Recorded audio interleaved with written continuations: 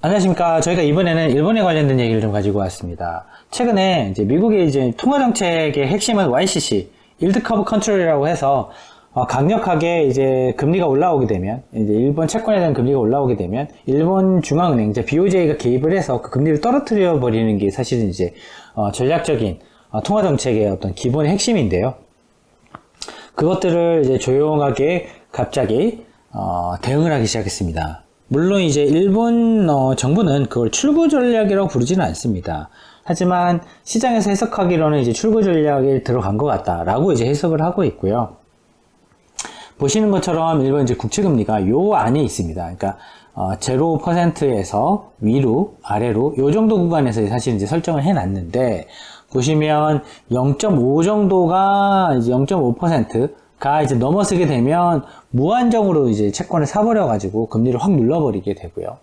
그런데 지금 어디까지 올렸냐면 이제 1%까지 올렸습니다. 그러니까 요까지 올라가도 된다라고 이렇게 되면은 우리가 사실은 이제 1%까지는 용인하겠다. 이제 금리가 예전에 비해서 거의 0%에 있던 것들이 0.3% 이내에서 주로 움직이던 것들이 지금 거의 1%까지 간다.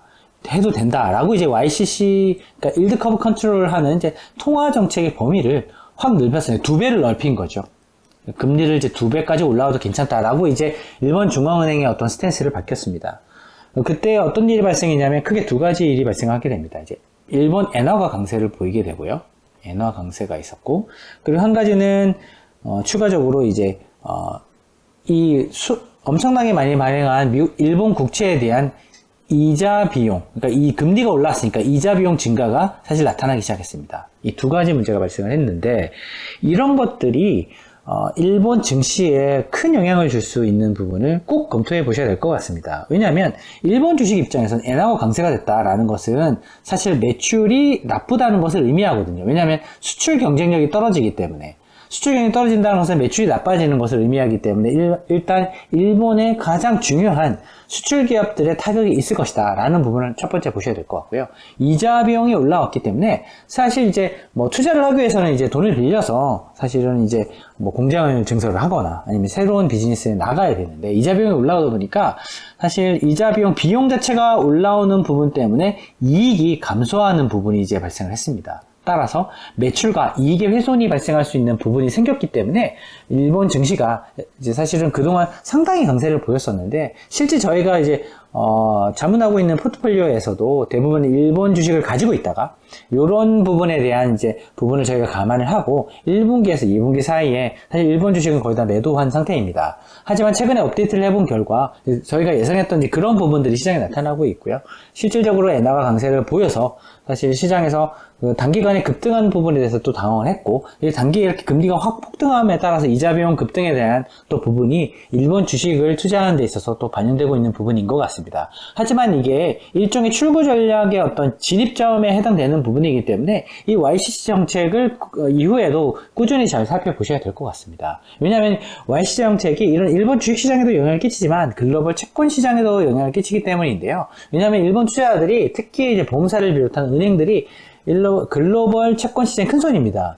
하지만 이제 일본 채권 투자를 통해서 환위험 없이 1% 정도의 금리를 얻을 수 있다라고 한다면 상당히 고민이 될 것 같습니다. 특히 이제 좀 이머징 마켓 채권들에서는 돈을 뺄 수도 있겠다라는 이제 생각을 해볼 수 있을 것 같고요.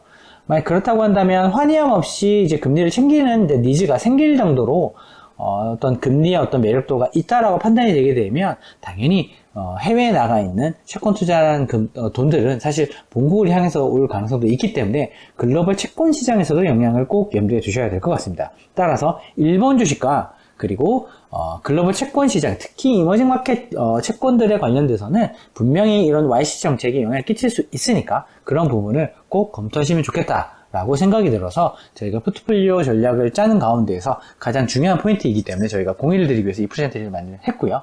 만약에 이런 YCC 정책이 좀 변화가 있어서 오늘 말씀드린 이런 포인트들이 좀 이렇게 임플리케이션, 그러니까 함의가 조금 다르게 해석될 수 있는 부분이 있다고 한다면 저희가 또 그런 내용을 준비를 하겠지만 일단 지금은 이렇게 엔화 강세와 이자 비용 증가로 인해서 일본 주식시장에 미칠 수 있는 영향을 꼭 검토를 해 보시고요. 그리고 YCC 변화에 따른 글로벌 채권 시장의 어떤 변동 역시도 중요한 부분이기 때문에 그 역시도 꼭 검토를 해보시면 좋을 것 같습니다.